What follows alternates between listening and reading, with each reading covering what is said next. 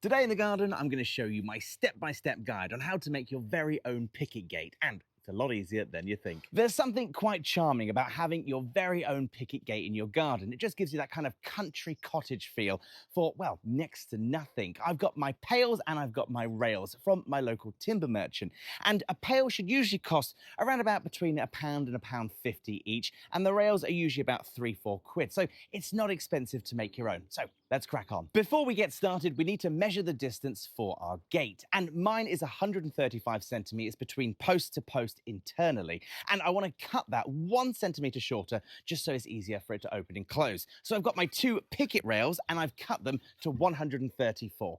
Easy as that. Now that I've cut those, I'm going to be focusing on the picket pails. Now, what I like to do to make a nice even space is put one directly on the end this side and one on the other side. And spacing, what I love to do is just mark 4 inches from the bottom here and draw a line, 4 inches from the top and put a line, and that's where that will start there, and this piece will start here. We'll use a square edge to make sure these are sat perfectly square when we screw them in, and when all 4 of them in, that should be a nice, perfectly square gate. One thing you might struggle with when you're putting the rest of your picket pails on is how do you distance them and how do you keep them perfectly straight? Well, 2 bits of scrap wood are going to make your life a lot easier. What I like to do is just take a piece here and rest it underneath both ends of my picket pails. And now I know no matter how low I go, that's going to sit perfectly flat. And distance-wise, you can use a spare bit of picket rail and just use that as the divider, putting that there, meaning every time I put one of these apart, they're completely equal, making it a lot easier to make a gate.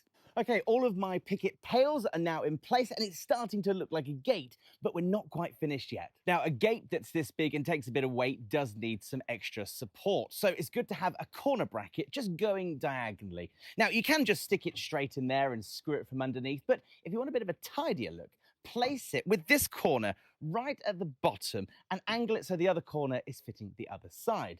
Take a little straight edge here and you'll see roughly where the timber is.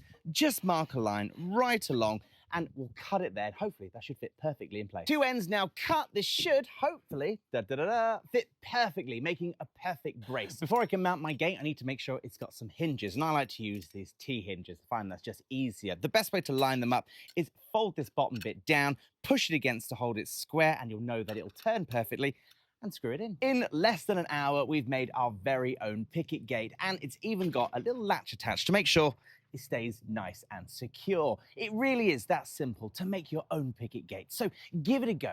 And if you want to show me how yours went, I'd love to see all of your pictures. So make sure you send them along. Take care.